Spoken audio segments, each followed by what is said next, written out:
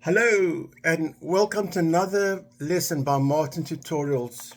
Today we're going to learn about pi. It's spelled P-I and they use the Greek letter pi, which is a math concept. I'm teaching it for beginners who've never learned about pi, just people in the street that say, oh, I know there's this math term called pi. I believe it's got to do with circles. What's it all about? That's what I'm going to teach today. To begin with, let's learn about proportionality because I'm going to use this to explain pi. You see, here we've got a photograph and that's the same photograph increased in size. This was taken about 15 years ago. That's me, and for those who live in the Greater Toronto area, that's Kevin Frankish of Breakfast Television. And another story is how do I end up having my picture next to him? That's another story, but I was honored to have my picture taken next to him. These two pictures are exactly the same, except one's a bigger size. Even though one is bigger, in relation to everything in the picture, everything's the same.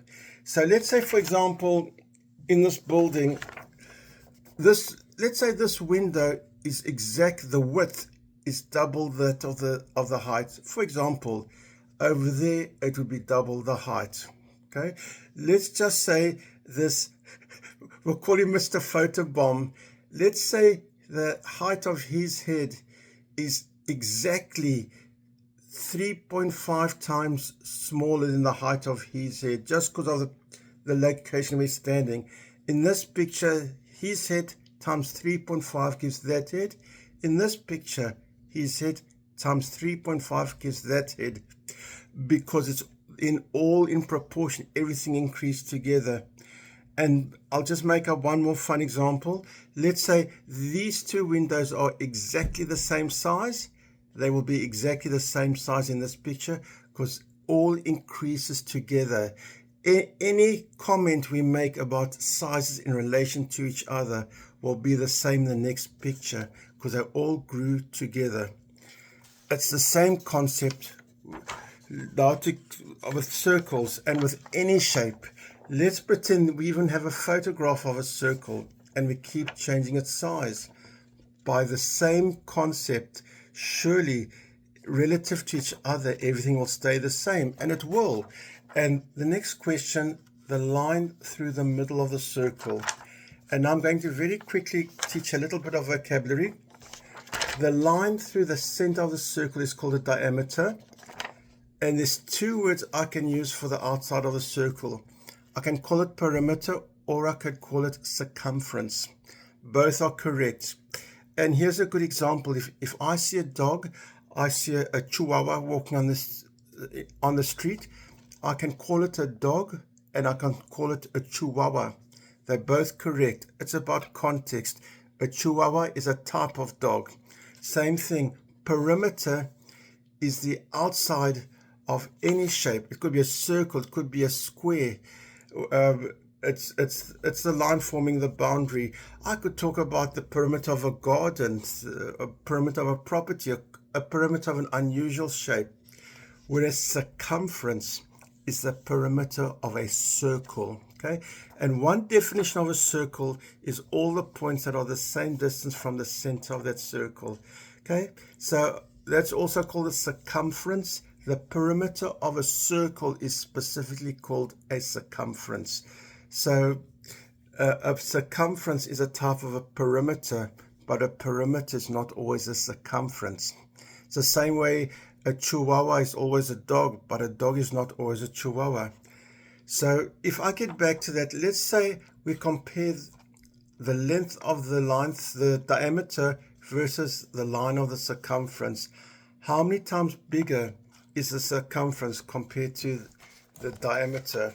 If I go back to that, and based on what I explained on the previous picture with Mr. Frankish and myself, it makes no difference how big or small the circle is, whether the circle's the size of the tip of your finger, or it's approximately the size of the solar system, or it's the size of Lake Ontario, or approximately the size of the sun.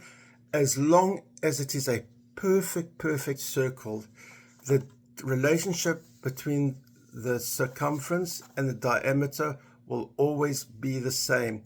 Now, of course, if I drew the circle, that's the antithesis of a perfect circle. That's why you don't get me to draw it to explain this concept. And that constant relationship, no matter what the size of the circle is called pi. And they use the Greek symbol pi, and it's the circumference divided by the diameter gives pi, or the other way around, the diameter times pi gives the circumference.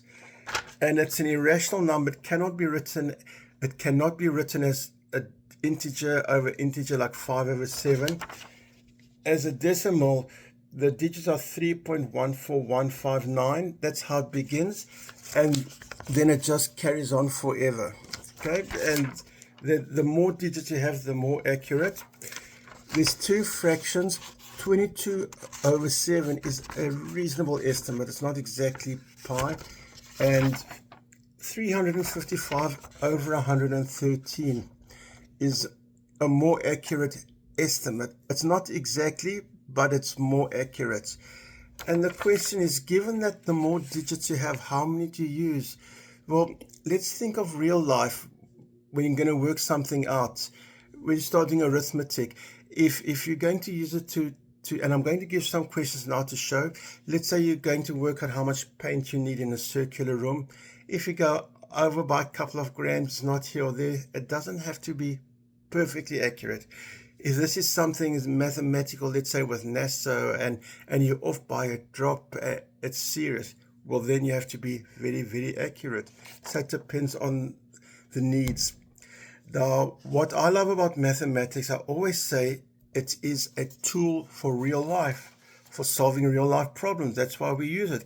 It's like a hammer or a chisel or a saw solves problems. Mathematics solves problems. Like what's the quickest route to go from A to B, or you want to build a bridge. How do you save money without compromising safety? You use mathematics.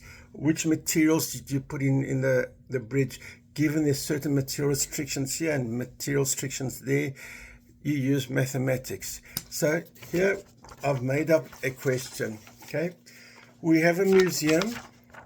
One room is a perfect circle. We need to paint the walls. Okay, to decorate. This is a museum with a perfectly round room.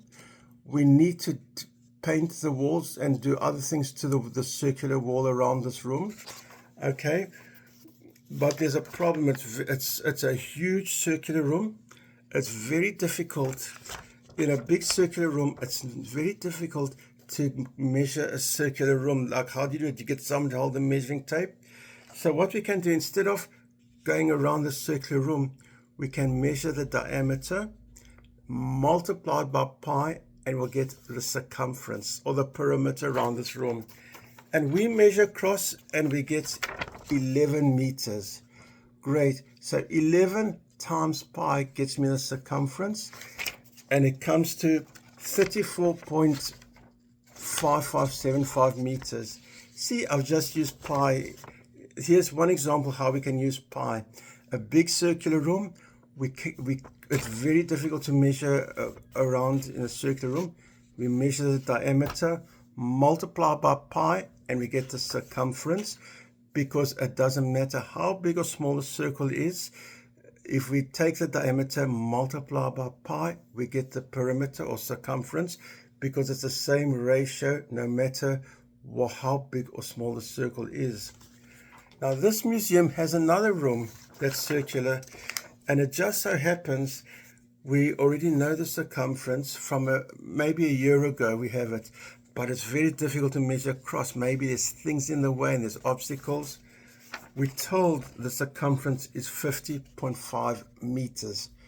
What's the diameter across? Let's say we have to put something across the diameter we need to measure.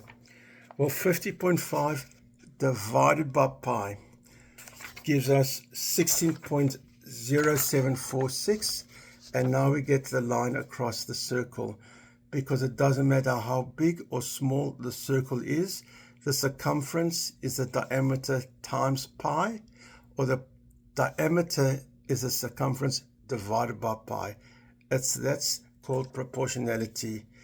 And that's lesson 1 about pi and why it's useful in the real world. Hope you all have a great day. Now to eat some pie.